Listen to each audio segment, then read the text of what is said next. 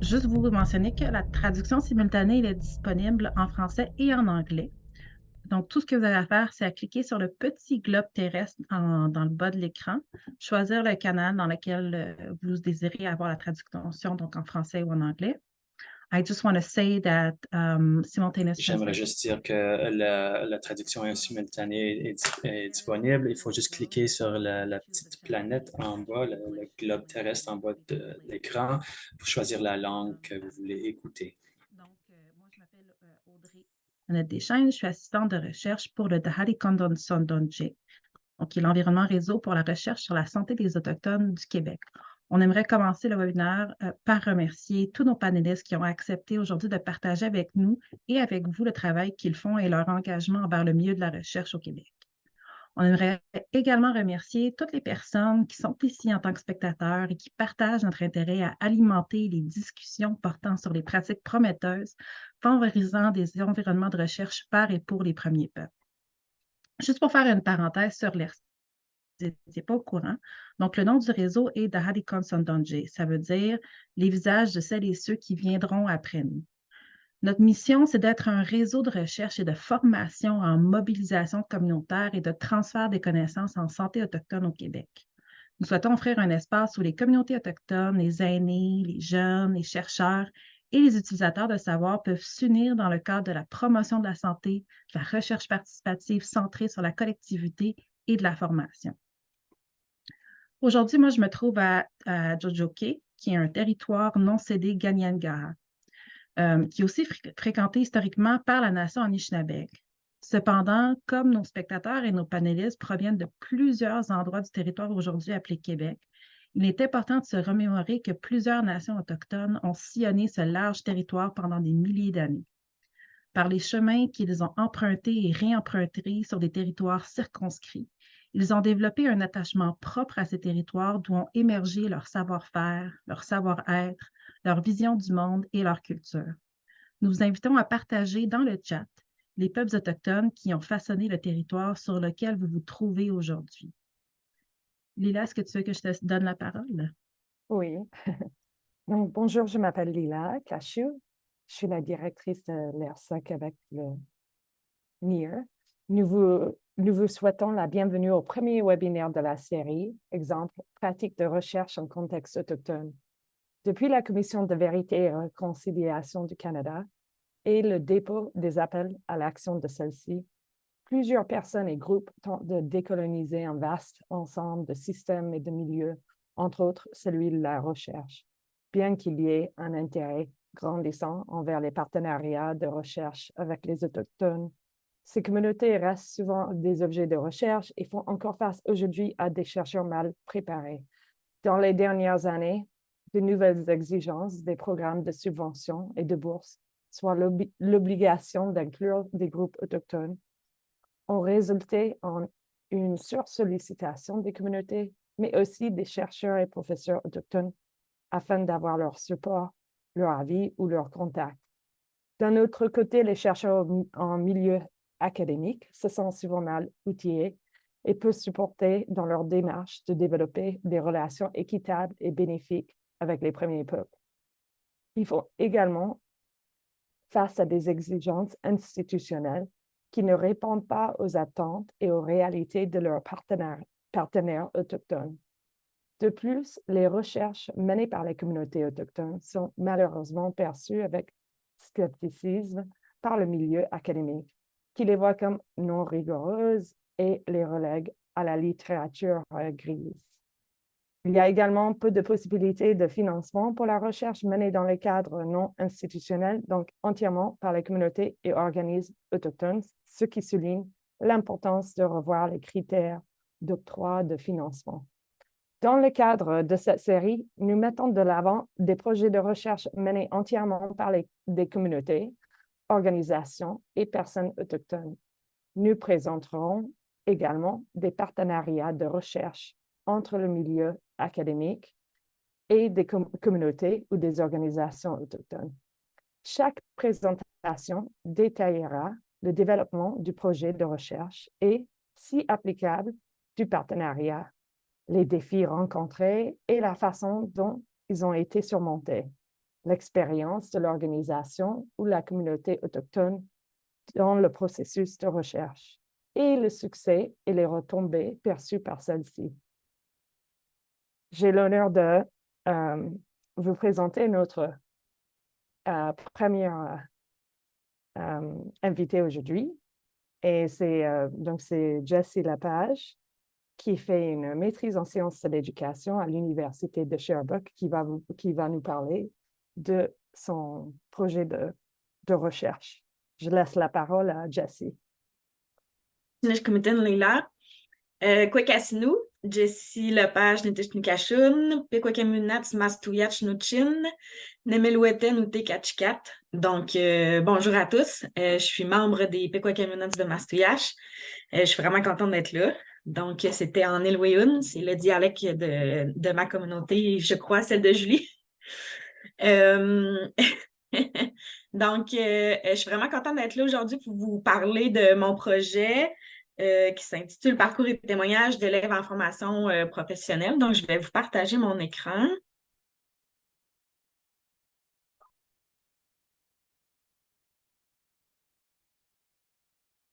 Est-ce que ça fonctionne? Oui, super. Donc, je suis sous la direction de la professeure Joanie Jonca de l'Université de Sherbrooke et Andréane Gagné également de l'Université de Sherbrooke, membre du CRIFP, du Sierra, de l'Observatoire de la formation professionnelle ainsi que le CERTA. Voilà. Donc, je vais commencer. Ce que je vais vous présenter, c'est je vais faire une petite mise en contexte de mon projet parce que mon projet est issu d'un autre projet, donc c'est important que vous compreniez bien de où est-ce qu'il est né, en fait.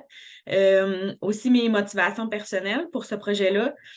Je vais vous présenter ma problématique, également mon cadre théorique et je vais terminer avec ma méthodologie. Tout d'abord, la mise en contexte de recherche. Il est issu du projet « Favoriser la formation professionnelle en communauté autochtone ». Donc, on l'appelle la FFPCA. C'est un projet, c'est une recherche-développement, en fait, qui vise à documenter les différents partenariats entre les centres de formation professionnelle qui se situent en communauté urbaine, en ville urbaine, en fait, et les CREA qui sont les centres, c'est un peu les centres de formation professionnelle, mais qui sont en communauté autochtone. Donc, pour ceux qui sont moins familiers là, avec la formation professionnelle, pour donner une formation professionnelle en communauté, on appelle ça la formation professionnelle délocalisée en communauté. Donc, on prend par exemple un programme charpenterie-menuiserie qui est offert par exemple à la commission scolaire Marie-Victorin de Longueuil. Puis, on prend le programme et on va le donner à Ganawagé dans la communauté qui est enseigné par les membres de la communauté si c'est possible. Donc, ce projet-là documente les partenariats, comment ça se passe, etc. Et moi, je rentre en ligne de compte, en fait, pour les élèves autochtones qui ont suivi cette formation professionnelle-là délocalisée en communauté. Donc, c'est un peu la partie en dessous, en fait, qui vient documenter ce que les élèves ont vécu, l'expérience, etc., dans ce programme-là. Puis, à la fin, une fois que mon projet va être terminé, il va avoir une formation en ligne qui va être développée pour la communauté enseignante, pour les centres de formation professionnelle qui veulent créer des partenariats. Donc, comment bien faire les choses, qu'est-ce qui doit être mis en place, qu'est-ce qui est important pour les élèves, etc., etc. Donc, présentement, on en est où la formation en ligne commence à être développée. Donc, il reste encore beaucoup de travail. Et pour mon projet à moi, ma motivation personnelle, j'ai un bac en enseignement de la formation professionnelle et technique, donc je connais un peu le milieu de la formation professionnelle. C'était facile pour moi de m'intégrer dans ce projet-là. J'ai aussi mis en place un comité de sécurisation culturelle en santé chez les Premières Nations et les Inuits. Donc, ça me fait aussi me rapprocher des peuples autochtones et de travailler avec eux, de comprendre pourquoi l'éducation est importante, la santé, pourquoi il faut que ça soit adapté pour eux. Et le projet de loi C-31 qui fait en sorte que moi, j'ai retrouvé mon statut il y a 4 ans.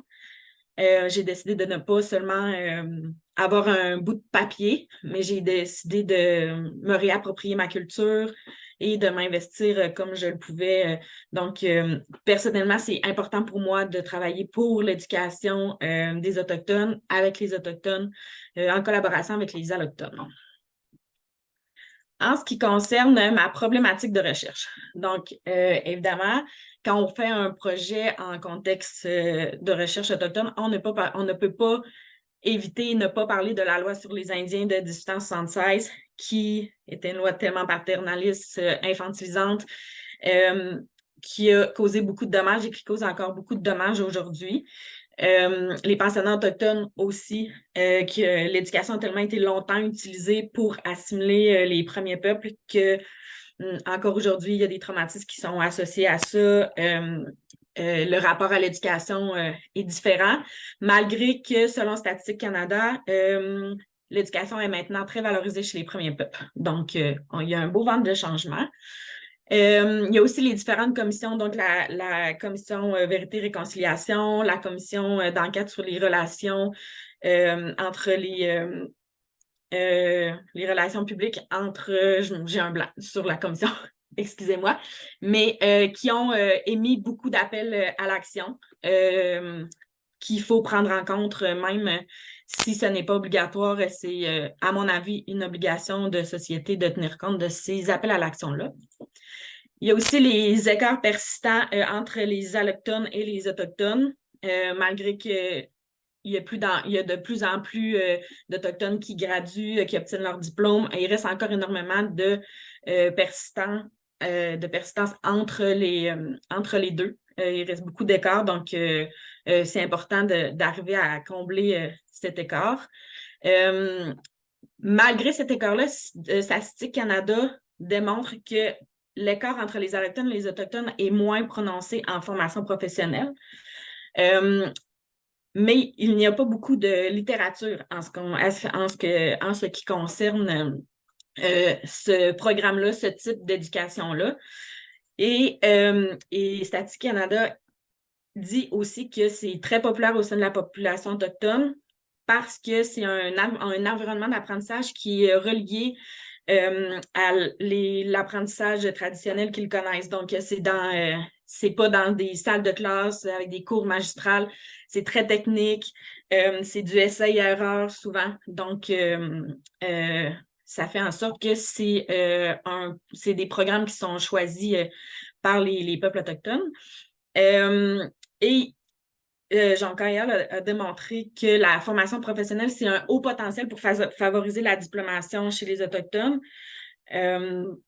Donc, c'est important de savoir qu'est-ce que les élèves pensent de la formation professionnelle, comment ils vivent la formation, le programme qu'ils suivent, l'environnement, etc.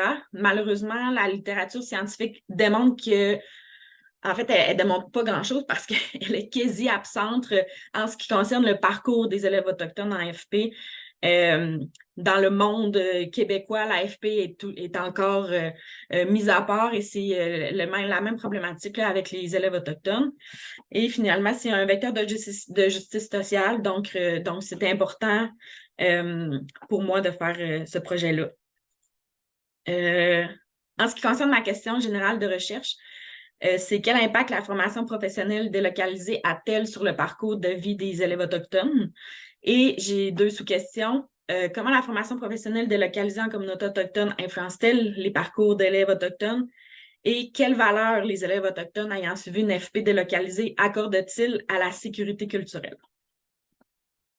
En ce qui concerne mes objectifs de recherche, j'aimerais documenter les retombées de la formation professionnelle délocalisée en communauté autochtone chez les élèves ayant suivi la formation, mieux comprendre leur parcours de vie, situer la pertinence de la sécurisation culturelle en formation professionnelle. Et je tenais à vous préciser cette phrase de l'honorable commissaire Murray Sinclair qui a dit que c'est l'éducation qui nous a mis dans cet état et c'est par l'éducation qu'on s'en sortira. Donc, c'est une prémisse que je garde toujours en tête. En ce qui concerne mon cadre théorique, mon objet de recherche principal est le concept de parcours. Donc, Cavalli disait que le parcours de vie individuel est composé d'un ensemble de trajectoires plus ou moins entrelacées et renvoyant aux différentes sphères dans lesquelles se déroule l'existence individuelle. Donc, la sphère scolaire, professionnelle, familiale, associative, etc. Et dans le parcours de vie, il y a 2 parcours reliés à l'éducation. Donc, le parcours scolaire qui est plus associé à des situations, des événements qui vont se passer dans un cadre très formel d'éducation, donc dans un établissement scolaire, dans une classe. Et le parcours éducatif, qui est un ensemble d'expériences ou d'événements éducatifs qui sont réalisés dans un laps de temps donné, mais peu importe le lieu. Donc, c'est très...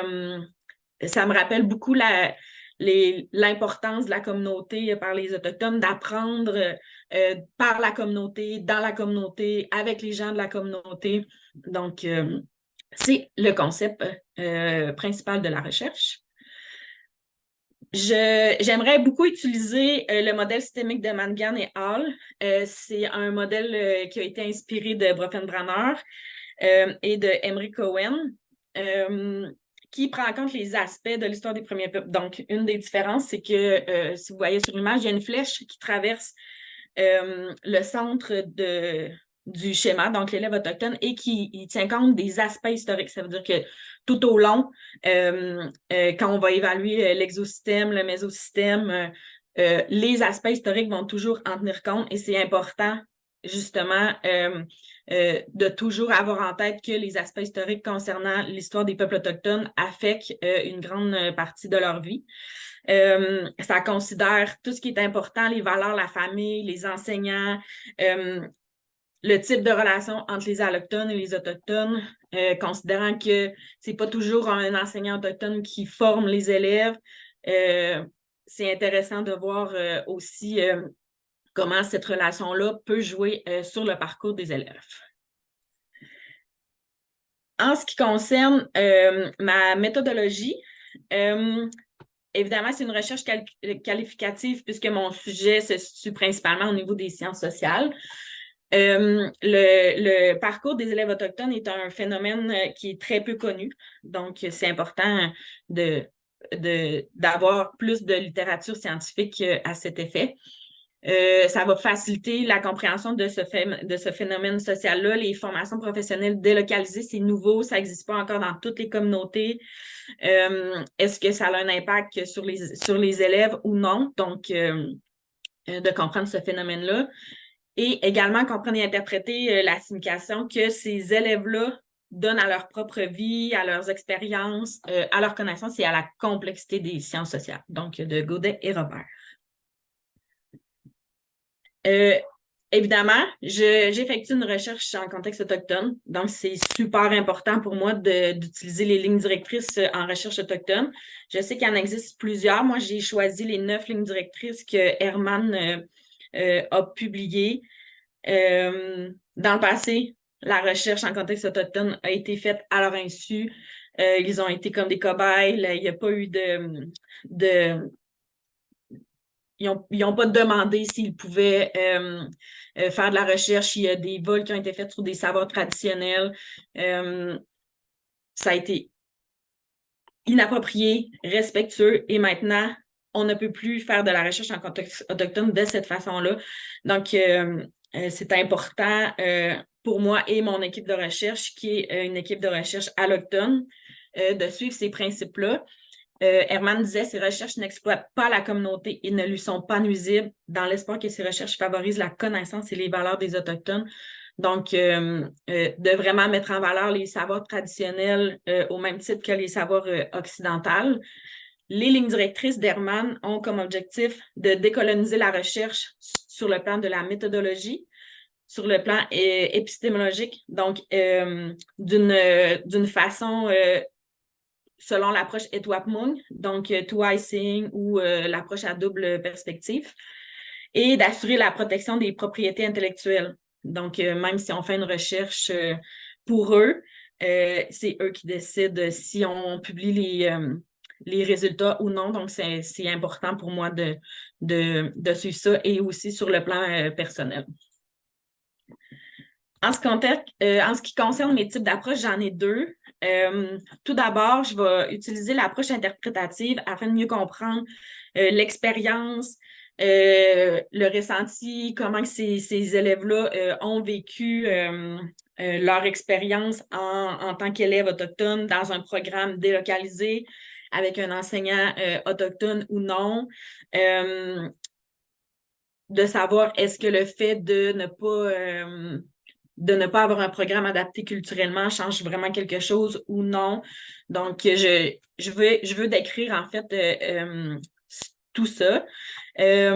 Aussi, l'approche interprétative est décrite comme aussi, pas décrite, mais démontre les significations que les acteurs donnent à leur propre vie, les expériences ainsi que les différentes lectures qu'ils font de leur monde et du monde.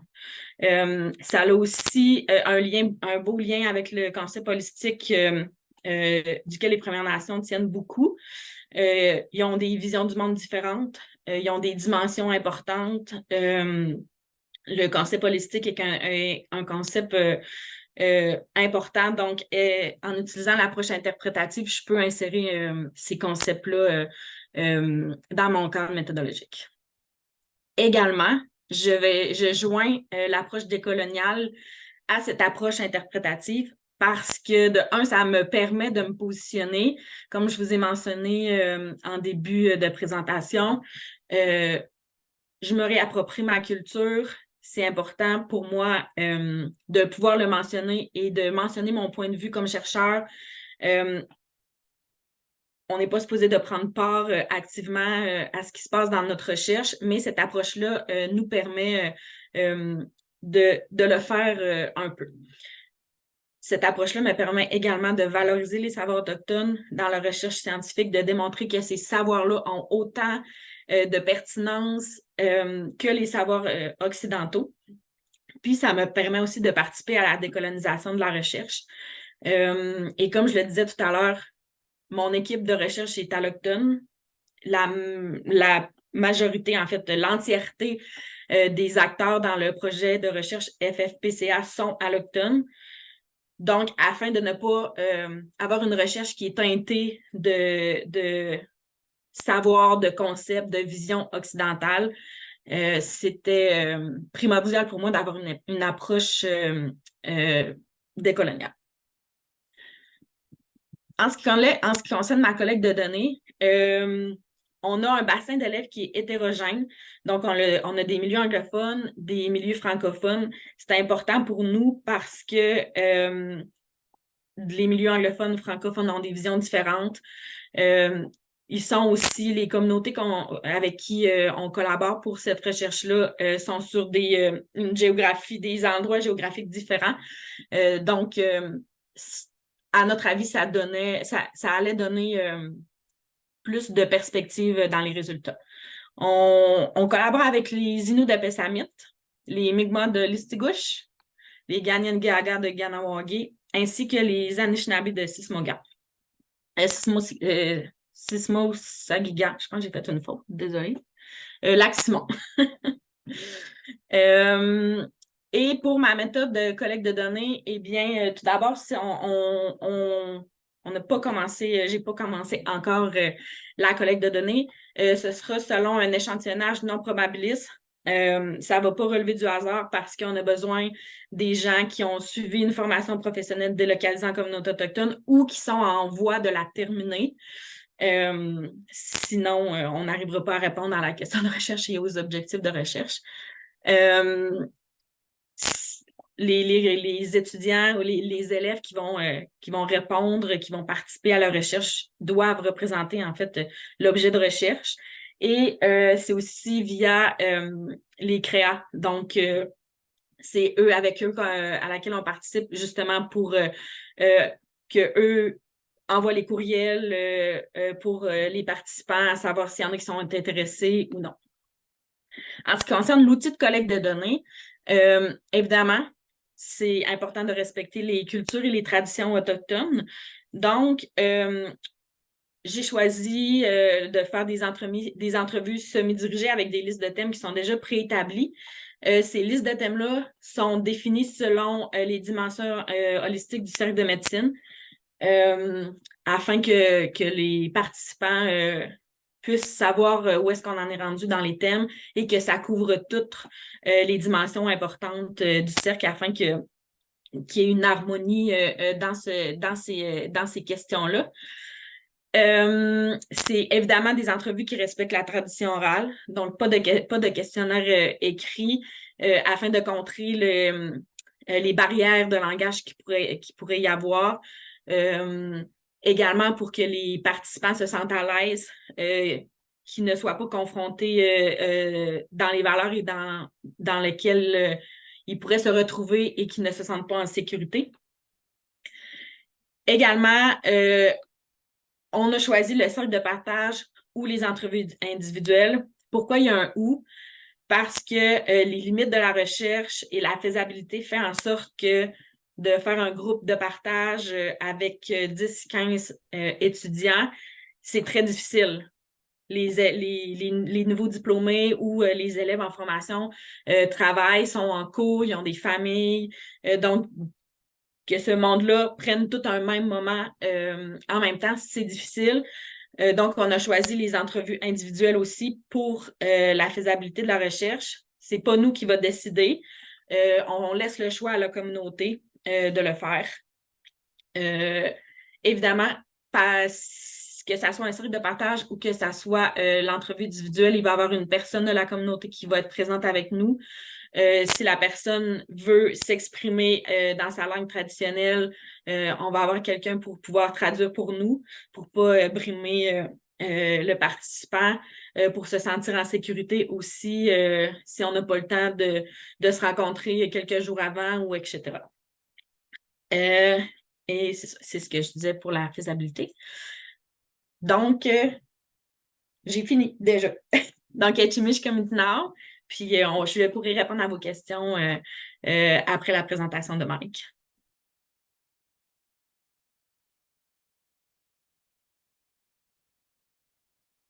Merci énormément, Jessie, pour ta présentation. C'est sûr que c'est un sujet qui est vraiment pertinent en plus, comme tu dis, parce qu'il y a peu de données disponibles. Puis, c'est bien aussi de contribuer en plus au peu d'informations qu'on a au Québec là, sur nos élèves autochtones. Puis, je trouve ça vraiment aussi touchant là, que ça vienne t'accompagner aussi toi dans ton propre cheminement là, de réaffirmation identitaire. Donc, j'ai vraiment hâte là, de voir comment ton projet va se développer. Puis, je suis vraiment contente que tu sois avec nous aujourd'hui.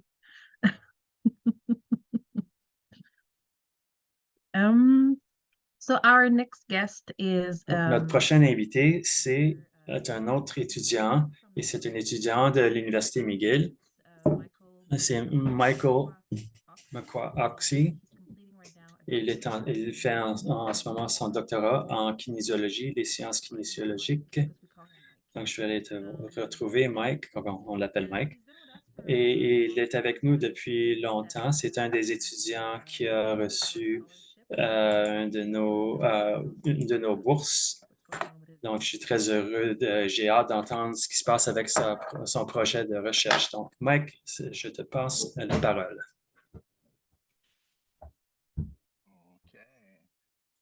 Super. Donc, on va commencer. On va essayer de partager mon écran. Donc, voici. Audrey, give me a little thumbs up if you don't mind. I'm going to close up the video in a sec. Yeah. Donc, dites-moi, je vais fermer la vidéo dans 2 secondes, mais juste dire, Audrey, je veux voir plus de gens, donc je vais fermer la fenêtre. Donc, ça, c'est toujours mieux comme ça. Donc, c'est super. Donc, pour commencer,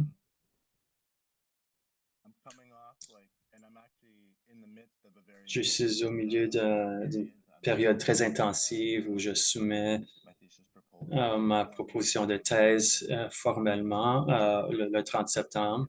Donc, c'est la première des deux présentations que je vais faire aujourd'hui. Je vous remercie beaucoup d'être avec moi aujourd'hui. Donc, les Indiens ne pleurent pas. Donc, c'est le tissage d'histoire du hockey de Lac-Seul, la Première Nation de Lac-Seul. Donc, praxis en recherche autochtone. Donc, je m'appelle Mike Oxy. Makwa, c'est mon deuxième nom. En Anishinaabe, je suis dans le clan Bear. Je suis un candidat au doctorat. Mon superviseur, c'est le docteur Jordan Cook. C'est un très bon leader depuis tout le début. Je suis très reconnaissant à mon superviseur.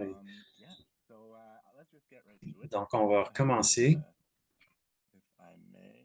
Si je peux. Donc, je m'appelle Mike. Mon père a eu un rêve que je marchais à Toronto et je donnais des tokens pour le métro à des jeunes et que j'amenais les jeunes à des programmes de sport. Et mon père il demandait aux enfants de qui vous avez reçu les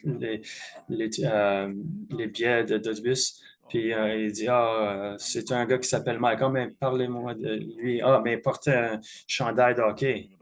Donc, il rêvait de moi, un gars à Toronto. Je suis né à Toronto. J'aime beaucoup la science-fiction et les livres et dystopies, les films aussi. J'ai 2 bacs en travail social de l'Université Toronto Metropolitan. J'ai joué au hockey un peu partout. Et je suis certifié comme à Canipo. Et maintenant, je dois tous vous minimiser. Donc, mon étude, je suis en train d'étudier le hockey et c'est inséparable du nationalisme, du rôle de hockey, du nationalisme canadien. Donc, quel rôle est-ce que ça joue dans la vie des gens et des Autochtones? Comme des gens comme moi, des membres des bandes, c'est quelque chose que je n'avais pas considéré jusqu'à récemment. Je sens vraiment que je suis diasporique comme un Estonien parce que ma mère est estonienne, mais sur réserve et hors réserve, les expériences sont différentes dans ces conditions différentes. Donc, la photo, je crois que de 1949 et ce serait une des premières équipes organisées à l'école, au pensionnat Pelican Lake dans Sioux Lookout où mes parents se sont rencontrés. Mon père a joué dans des itérations futures de cette équipe. Je suis le fils de l'étranger d'octobre. Mon père a écrit et a produit, réalisé un film de 15 minutes. Je suis le petit-fils des cendres. C'était un voyage de vision, une quête de vision de 10 jours. Dans le temps, il ne les faisait pas juste de 1, 2 ou 3 jours. Donc, un jour, je vais faire ma quête de vision. Et ça pourrait se passer bientôt dans une visite dans un avenir rapproché. Peut-être que c'est des visions des climats et de la Terre. La Terre était inondée dans les années 1930. Inweo, ça se traduit aux cendres.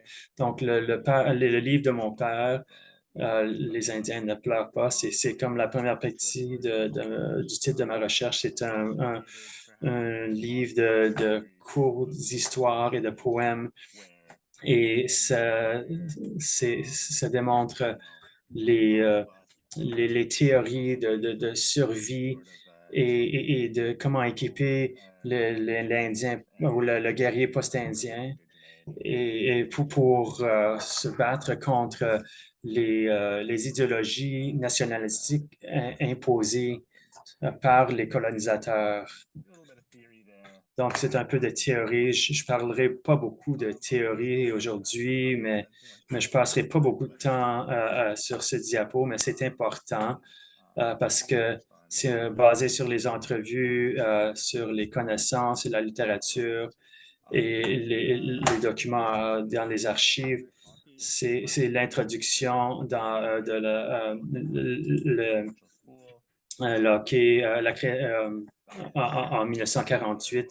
Donc, c'est la création de le hockey organisé.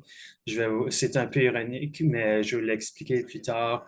Mais en deuxième, c'est l'ère de l'aube du hockey communautaire. Donc, c'est l'aube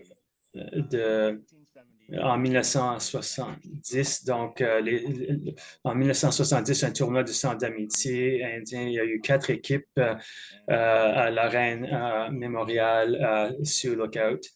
Je vais vous parler un peu de Sioux Lookout pour ceux qui ne sont jamais allés ou qui ne savent pas c'est où. Je vais prendre quelques secondes pour l'expliquer. Donc, à la base, je vais le faire de la même façon que les Blackhawks de Sioux Lookout de 1951 l'ont fait. Donc, l'ancien dominion de VRL, ça s'appelle maintenant le rail canadien, c'est un peu romantisé, mais ça passait de Union Station à Toronto vers le nord-ouest, au nord du lac Nipigon, ne passe plus par Thunder Bay, mais ça prend 27 heures. Je ferai encore ce voyage-là en novembre avec l'équipe de recherche pour la recherche reliée à des pictographes pour faire des entrevues. Donc, c'est entre Thunder Bay et Winnipeg dans le nord-ouest de l'Ontario. En tout cas, et donc, l'importance de le hockey communautaire pour les Premières Nations, c'est relié au nationalisme de la façon qu'ils sont exprimés par les nations, mais dans ce cas-ci, on mise vraiment sur le hockey. Donc, le troisième sujet, ce serait le hockey communautaire et le grand public, donc l'ère des espaces de hockey communautaire et le mainstream, donc le vie de tous les jours, donc les systèmes mineurs et les systèmes communautaires de hockey. Donc, il y a les championnats nationaux autochtones de hockey. Donc, les jeunes de 16, 17 ou 18 ans, c'est les hommes et les femmes, les joueurs de hockey, hommes et femmes. C'est très important pour ceux qui veulent poursuivre le hockey au niveau junior, collégial et universitaire. Donc, les questions de recherche que je vais regarder vite fait, mais je voudrais parler plus du pratique. Donc, mes questions de recherche. Donc, quel est le rôle de hockey dans les pensionnats? Je vais parler de la provenance de notre d'histoire de création de hockey, l'émergence de l'hockey basé dans les communautaires. Donc, quelle est l'importance du nationalisme du hockey autochtone? Donc, quel est comme le nationalisme du hockey un élément qu'on veut retirer, c'est les images des Autochtones désirés, mais les joueurs ne sont pas désirés, les joueurs autochtones sont tous reliés à chacune des aires. Donc, le lien entre les systèmes communautaires de hockey. Donc, ce qui est important parce qu'ils sont tous différents, basés sur leur tradition spécifique. Donc, je vais passer rapidement à travers celui-ci, mais pour l'étude de la littérature, je veux dire que c'est cadré de façon temporelle. C'est la seule façon que je pouvais vraiment organiser mes pensées, mais que je vais parler de ma façon d'organiser, de coder, de codage et de rédaction dans une minute qui sont vraiment basées sur l'expérience. Mais de création d'espace sur sur le bord du lac Minogue, c'est proche de Thunder Bay. Donc, c'est le bord sud-est du lac. Mon père est anthropologue formé et je travaille avec lui et d'autres chercheurs de l'Angleterre sur la recherche sur des pictographes. Il m'a donné comme cadeau une roche que j'utilise pour allumer les médecines. Donc, c'est les théories artificielles de la Béringie. Donc, j'ai beaucoup de plaisir avec ça parce que voici le point central. C'est un point central de présence que je veux partager. Si on passe à la doctrine et l'acte sur les Indiens, c'est au sujet de la culture, les innovations Abenaki de raquettes. Les raquettes sont partout dans les magasins de souvenirs. C'est un peu un des arguments que je veux faire, c'est que les contributions autochtones qui sont partout. Donc, si on tourne après au système de sport au Canada, donc le rapport sur le sport autochtone cité, c'est du ministère du Patrimoine en 2005, où on parle vers la fin des Autochtones, des Métis et des Premières Nations qui sont souvent des noms très politisés. C'est la première mention des Autochtones dans le sport, c'est en 1972. Donc, on se pose la question, pourquoi est-ce que le système ne sert pas aux athlètes autochtones au niveau amateur? Ça a mis l'emphase sur l'importance de l'hockey communautaire et les systèmes de sport communautaires. Et en bas, Makwa et Dédé, moi et Papa et Pelican. Donc, la théorie de l'Axel, le hockey à l'Axel. Donc, ça a commencé l'ère des pensionnats en 1948. Donc, c'est les théories de survie. Donc, le hockey a été mis en place pour nous assimiler, mais c'est devenu une pratique sacrée, comme une des pratiques poétiques de tous les jours. On a tombé en amour avec le hockey. Et c'est une place et un jeu qui avait comme but pour assimiler et éradier notre culture, un génocide culturel. De façon méthodologique, dans le tissage d'histoire Anishinaabe, c'est une méthode de créer des histoires qui sont basées sur les principes de tissage d'histoire à travers toute une vie. C'est une méthode de rédaction de vie, de tisser les histoires. C'était l'inspiration de ce titre-là. Et si je peux être complètement honnête, on écoutait les films de hockey de Don Cherry quand on était enfant, puis on jouait au hockey. Et Doug Gilmore qui faisait de la magie, c'était vraiment important pour moi de m'incorporer dans quelque chose comme ça, d'une histoire comme celle-là. Mais en réalité, c'était un des problèmes. C'était un grand problème pour le nationalisme du hockey. Je comprends maintenant, mais c'est compliqué, comme c'est toujours compliqué. Comme le tissage d'histoire Anishinaabe, et les discours basés sur la résistance et la réactivation de compter des histoires ancestrales. C'est pas plus que du partage d'histoire de mon père à moi, mais moi, je vais le partager parce que c'est beau et c'est logique. Donc, avec Giancarlo, Taylor McKee et d'autres collègues et amis, on utilise les histoires pour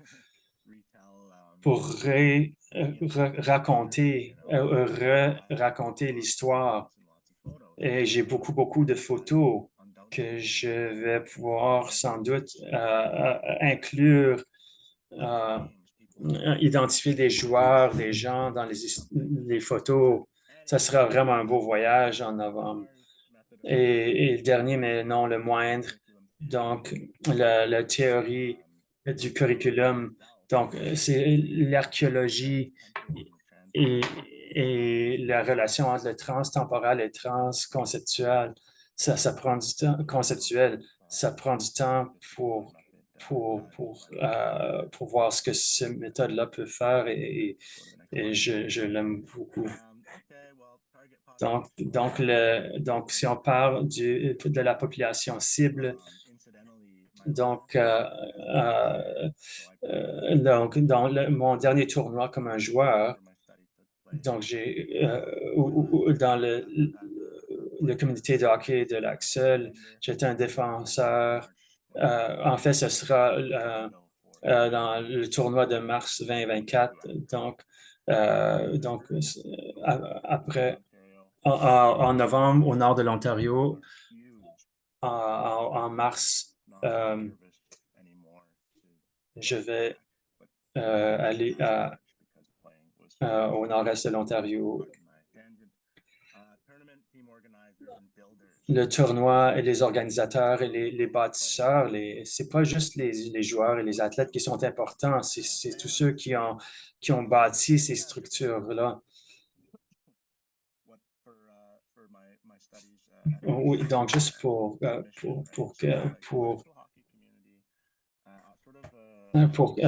communauté de hockey l'Axel, c'était une communauté d'intérêt pour la déclaration de Tripolitique 2. Donc, peu de risques de dommages ou d'effets néfastes à la communauté parce que le hockey, c'est une partie de la population qui vit au nord de l'Ontario. Donc, les sources de données, c'est la pratique de rassemblement d'histoires. Donc, c'est la méthode de conversation que je voudrais utiliser. Ça s'aligne avec ce que je veux faire ici, c'est l'histoire orale, la transmission d'histoire, de connaissances morales et les éléments de collectivisme.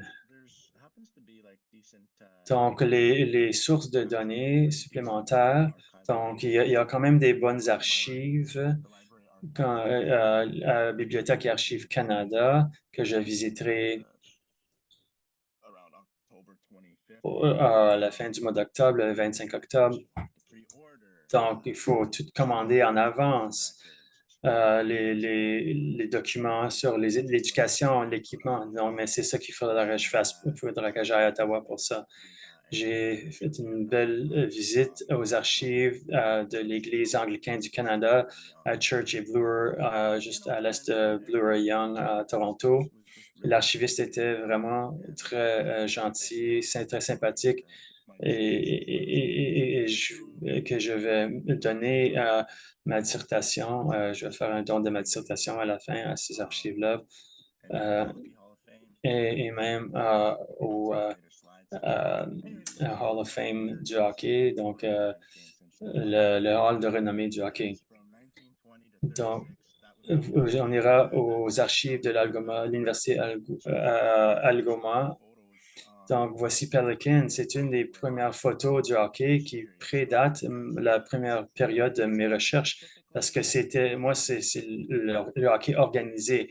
Mais il y a quand même avant des évidences du hockey avant 1948. Donc, vous pouvez m'arrêter quand vous voulez si on dépasse le temps. J'ai pas beaucoup de choses encore à dire, mais je suis je n'ai pas de problème de le faire plus vite ou juste de faire un sommaire puis de terminer ma présentation. Mais durant ma maîtrise, j'ai fait un copier-coller j'avais 7 participants et j'ai identifié comme ça les termes, les thèmes et les sous-thèmes et les nodules. Et ça marche bien maintenant pour vraiment faire avancer ma proposition de tête et mon analyse de littérature. Je crois que tout le monde pourrait bénéficier de faire ce travail. Ça prend beaucoup de temps, mais c'est très actif. Et les notes collées, les post-it, c'est une façon de les organiser de façon temporelle. Tu fais une carte mentale, puis ça fait. Je serais heureux de vous parler de cette méthode avec qui que ce soit quand vous voulez. Donc la rigueur académique et les différences de ces rigueurs. Donc, la rigueur Anishinaabe, donc c'est le maintenir des bonnes relations. Donc, pour moi, c'est très important pour moi d'optimiser le temps que je passe. Donc, je passerai un mois au complet à Luxeuil, Sioux et Thunder Bay. C'est très important parce que le plus de temps que tu passes chez vous dans la communauté, tu bâtis la confiance et les relations. Et c'est sûr que des pratiques de réflexion de soi, sur soi, d'écrire un journal, écrire des mémos et prendre des notes sur une serviette, un mariage pour penser à mon analyse de littérature. Donc, la rigueur occidentale, c'est plus la saturation de littérature revue par les pairs, les sources premières et de contribuer le nouveau savoir et de partager le nouveau savoir. Donc, je vais être heureux de faire ça aussi. Ça fait partie de ma recherche, mais on met entre guillemets des nouvelles connaissances. Donc, les éthiques en praxis, donc j'ai un avantage parce que je suis un membre de bande, auteur, écrivain, et mon père, George Kenney, mais il faut aller à l'autorité d'éducation, d'aller chercher une lettre d'appui de cette autorité. Ça m'a beaucoup aidé pour pouvoir aller faire des demandes de bourse et assurer que les liens sont toujours forts, même si j'ai vécu la plupart de ma vie à Toronto et à Montréal. De communiquer avec le capitaine de l'équipe de Lac-Seul, des Tomahawks de Lac-Seul. Donc, j'ai écrit et j'ai communiqué avec lui et aussi à travers le chat de Facebook de l'équipe. Il y a des joueurs avec qui j'ai joué, leurs parents, leurs pères avec qui j'ai joué, et les jeunes qui jouent encore. Donc, c'est aussi l'importance du timing. Donc, de sortir mes formulaires de consentement. Il n'y a personne qui se rend compte. Je suis dans la salle d'équipement. Je me suis dit, ben, je vais ranger ces formulaires-là, je vais passer le temps avec mes coéquipiers et je vais attendre parce que je ne pouvais pas vraiment avoir mon point de vue de chercheur, de faire des entrevues. Quand je voulais plutôt établir des amitiés, j'ai enlevé la pression et le stress parce que ça faisait longtemps que j'étais sous Lookout et Lac-Seul depuis 10 ans parce que j'étais tellement occupé. Donc, je suis vraiment heureux de retourner au mois de novembre. J'ai hâte d'y retourner. Et je vais juste mentionner rapidement que les 27 heures de train pour aller sous Lookout, c'est vraiment comme voyager dans le temps parce que tu voyages de la même façon que les anciennes générations l'ont fait, mais il faut le faire à un moment donné. Et je suis allé de Sioux Lookout jusqu'à Vancouver à un moment donné, puis tu peux dormir dans le train, prendre une douche, mais il faut réserver en avance pour sauver de l'argent. Donc, passer plus de temps dans le Nord, ça priorise les conversations en personne qui sont meilleures que des appels Zoom. Mais c'est vrai que j'ai un très bon appel Zoom avec une coéquipier il y a quelques mois. Et il faut considérer aussi les opportunités de programmation. Donc, quand j'amène mon équipement de hockey, je vais demander aux coéquipiers et les deux, est-ce qu'on veut organiser une clinique d'hockey? Est-ce qu'on veut parler d'un programme de bien-être? Donc, être sur place, c'est vraiment la première étape. Donc, j'ai presque fini, là. Donc, vous pouvez m'arrêter si je passe trop de temps là-dessus, mais on est presque rendu par rapport au rôle des sexes. Il y a eu moins d'opportunités pour les femmes et les jeunes filles de jouer au hockey. Le pensionnat n'était pas une exception. Les garçons, ils faisaient les labours dans les champs. J'ai des photos d'un jeune qui conduit un tracteur et ma tante et ma mère disaient qu'on nous traitait comme des bonnes. Donc, il y avait moins d'opportunités dans les sports, donc il y avait moins une plus basse participation des femmes et des filles que je peux inclure dans mon étude. Mais j'ai rencontré 2 filles et femmes qui ont joué. Donc, il y en a une qui c'est ma cousine, donc oui, je vais communiquer avec elle. Et ma tante qui a travaillé au tournoi et qui a même joué comme goaler pour l'école il y a plusieurs années. Donc, c'est tout important, c'est une signification importante pour moi et que je peux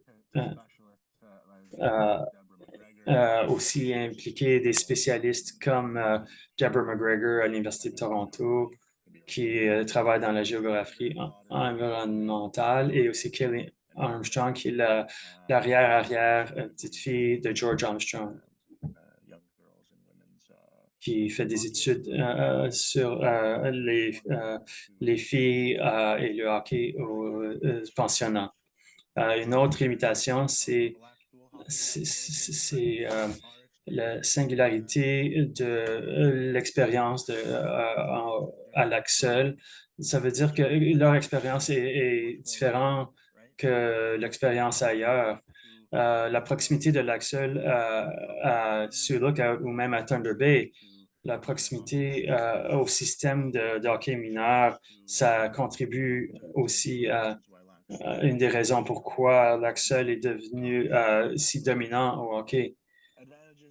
Les avantages et les désavantages de la participation, ben, c'est bien évident, c'est pour contribuer à la préservation de l'Axel et le hockey au l'Axel et aussi le potentiel cathartique de partir ces conversations-là et les méthodes de conversation. Et aussi mon poste de chercheur, je suis une personne du hockey, de la communauté. Et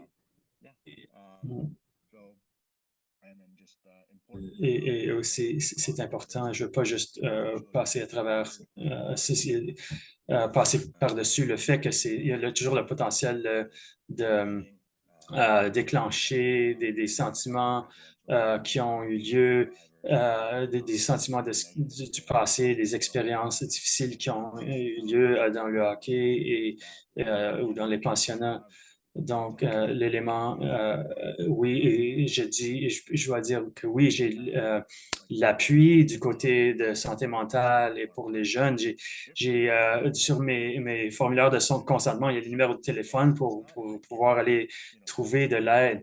Mais si ça déclenche quelqu'un, ces sentiments-là, ces traumatismes-là, c'est que je veux m'assurer d'appuyer les gens qui participent, de les aider à naviguer des difficultés de santé mentale ou qui pourraient en sortir. Aussi, le partage de savoir. Donc, je vais offrir en cadeau ma dissertation à l'Axel le hall de renommée du hockey, la bibliothèque et archives, et aussi l'Église anglicaine, les archives de l'Église anglicaine. Donc, le partage de savoir, les protocoles, les cérémonies, non seulement de mon père, mais de mes amis, ce sera vraiment une belle opportunité de partage, de partager la connaissance sur les formations, le monde académique. Quand on partage, on en donne beaucoup et on en reçoit aussi. Et en dernier, j'aimerais juste partager que j'ai créé, que je voudrais créer un roman gothique illustré. Donc, c'est vraiment un plaisir d'être un journaliste que je vais rencontrer un journaliste autochtone et j'ai dit à mon père que je suis heureux de partager avec toi des histoires et ce sera un projet vraiment important et qui va aider à garder l'histoire et nos traditions en vie. Donc, ça va être très intense. Mais voici un chandail à gauche que j'ai donné au hall de renommée du hockey. C'est mon deuxième don, ou peut-être même le troisième, ce sera peut-être que je donnerai aussi ma dissertation au hall du renommée. Je n'ai pas encore décidé. Donc, merci. Je sais que j'ai dépassé mes 20 minutes. Je suis vraiment pas bon avec les chronomètres et la minuterie. Mais je suis heureux de répondre à vos questions puis tout ce que vous avez à partager. Merci beaucoup, Mike. J'ai eu le plaisir de mieux te connaître durant la dernière année. Ta présentation est vraiment, c'est toi.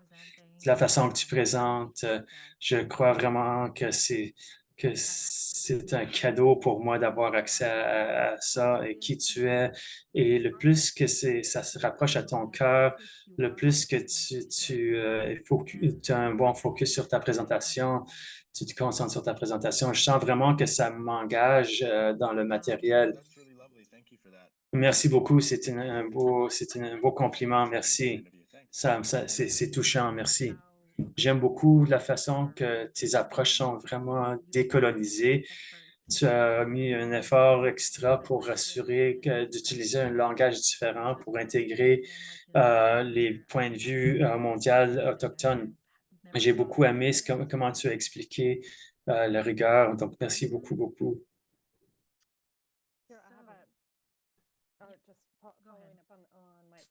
Je voudrais juste faire un suivi. Donc, je vais partir la période des questions et réponses.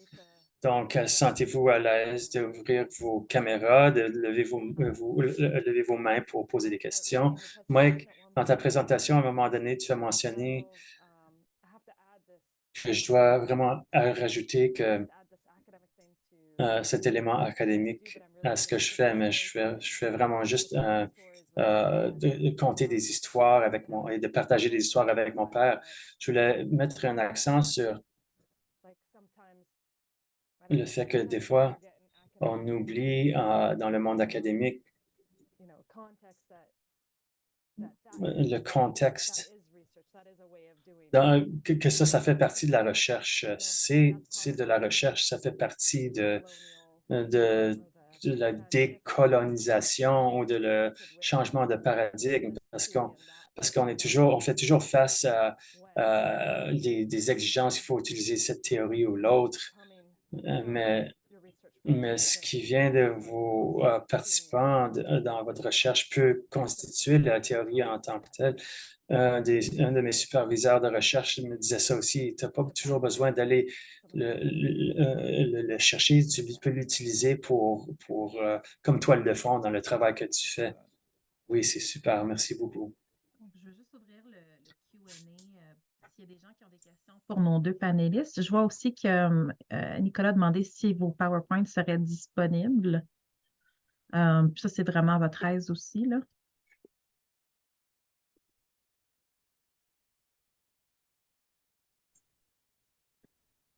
Pour ma part, je ne sais pas. Il faudrait que je réfléchisse.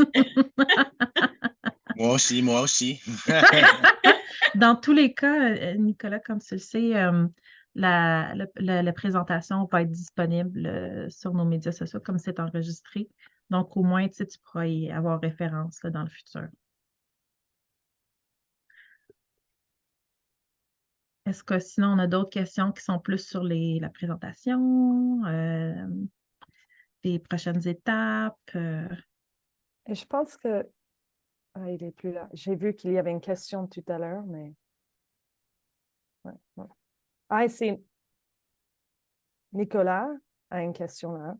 Would you like to ask? Oui. Yeah, I'm not sure if it's a question, but he says he's very much Je interested pense pas que c'est une question. Il dit plutôt qu'il est très intéressé dans l'éthique de recherche et la collaboration dans les références que tu veux faire. C'est une question pour Mike. And Jessie. Et Jessie. Ethics of collaboration and references you've made. Yeah, so I didn't Oui, donc academically flesh out j'ai pas encore comme développé de façon académique mon engagement avec la communauté, mais yeah, like it's such an interesting c'est vraiment question too. une question intéressante parce que How long have I battled with pendant combien de temps est-ce que je me suis battu contre ce sentiment de ne pas me sentir légitime à vivre à Toronto et tout d'un coup j'apparais à l'Axel, je suis un bon joueur de hockey, je suis le fils de George Kenney, mais pour moi, tout ce qui touche l'éthique en recherche autochtone, il y a un standard d'excellence et même au risque de dire le perfectionnisme que ça exige, mais c'est rien de plus élevé que d'autres autres pratiques de recherche ou éthiques en recherche auxquelles ils devraient qu'ils voudraient aspirer ou accomplir. Moi, j'ai la lettre d'appui qui dit qu'on est très intéressé à l'étude dans l'histoire de l'hockey autochtone, mais je communique pas constamment avec tout le monde. Mais moi, je suis la personne qui a mis son pied pour ouvrir la porte parce que j'ai déjà des relations, mais là, c'est à moi d'y aller puis de passer le temps et pas juste partir après que le tournoi soit fini. Donc, ce sont ces choses-là qui sont importantes.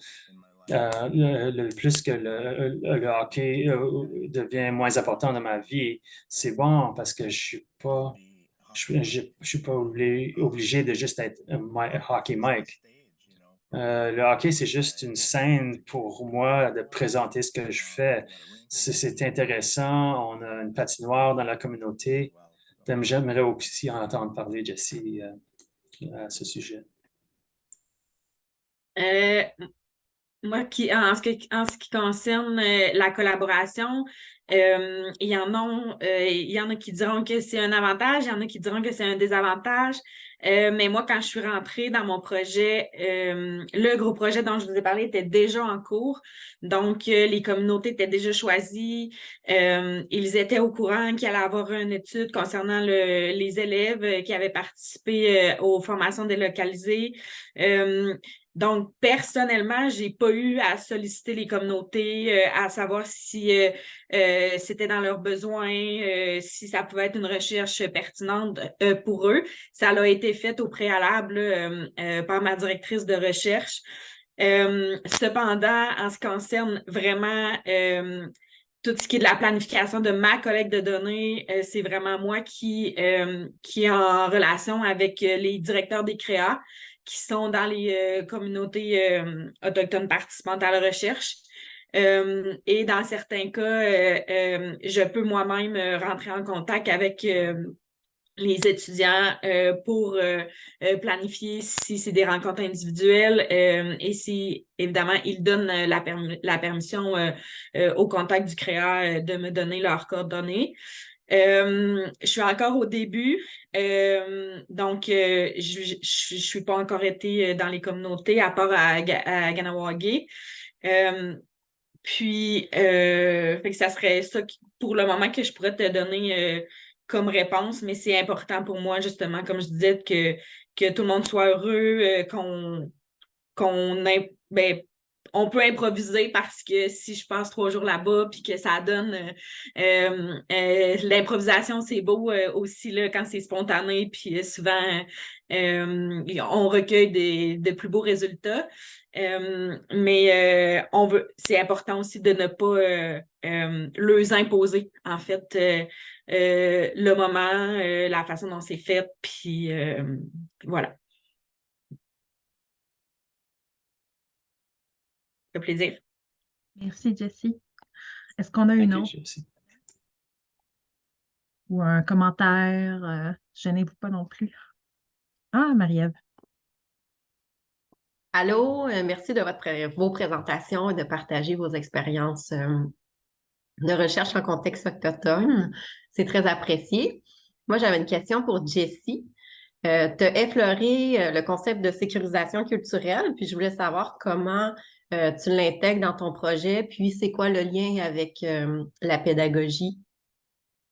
En fait, j'ai effleuré le concept parce que le but de ma recherche, c'est pas de faire une formation en sécurisation culturelle pour les enseignants.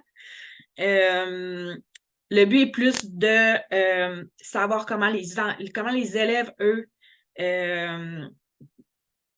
comment ils perçoivent leur sécurité culturelle. Je me suis rendu compte en discutant avec des gens que pour des élèves qui ont fait leur primaire, secondaire en communauté, qui font leur formation professionnelle en communauté, quand on parle de sécurisation culturelle ou de sécurité culturelle, ils comprennent pas parce que ils ont rarement vécu de la discrimination. Ils ont grandi dans la communauté, ils se sont sentis en sécurité avec les gens. Donc, de mettre ce concept-là en priorité dans ma recherche, je me suis dit que je pourrais ne pas recueillir de données parce que si on demande quelle valeur tu donnes à la sécurité culturelle dans ta formation, ben, s'ils n'ont pas connu le contraire, c'est un peu difficile de répondre à la question. Mais ça va être intéressant de voir si ces élèves-là accordent une importance, à quel niveau la formation des enseignants allochtones qui vont l'enseigner en communauté doivent être formés sur la sécurisation culturelle, d'adapter des contenus scolaires à l'histoire, aux réalités, d'enseigner avec la pédagogie autochtone.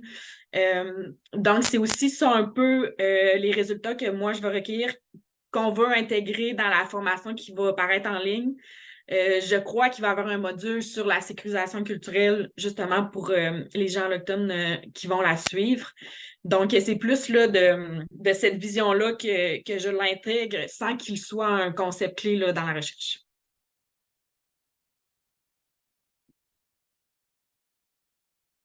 Merci, c'est une belle réponse détaillée, puis qui a énormément de sens en plus dans la façon que tu l'expliques. Ouais, merci. Est-ce qu'on a d'autres questions ou commentaires?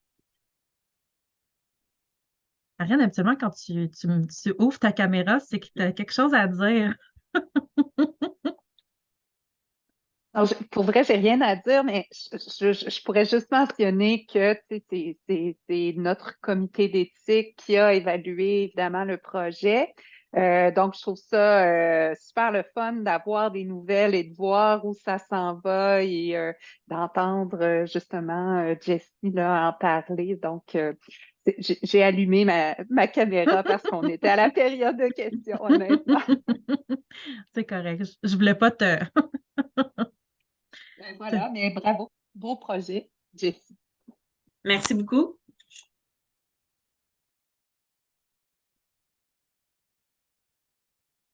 Bon, ben écoutez, si on n'a pas plus de questions, je veux juste vous rappeler que c'est vraiment important pour nous là, que si vous avez du temps pour remplir le questionnaire d'évaluation à la fin de la session, nous, ça nous permet de nous ajuster aussi, puis de voir dans le fond si le travail qu'on fait est pertinent pour les gens qui participent au webinaire.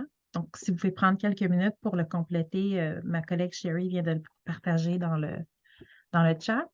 Et dans tous les cas, merci d'être avec nous aujourd'hui. Merci aux panélistes qui dans moins d'un mois, vont participer au Rassemblement national des étudiants gradués. Donc, c'est un rassemblement pour les étudiants autochtones au 2e, 3e cycle postdoctorat qui va avoir lieu à Sydney en territoire Mi'kmaq en Nouvelle-Écosse. Donc, pour eux aussi, c'était une petite pratique là, avant cet événement-là.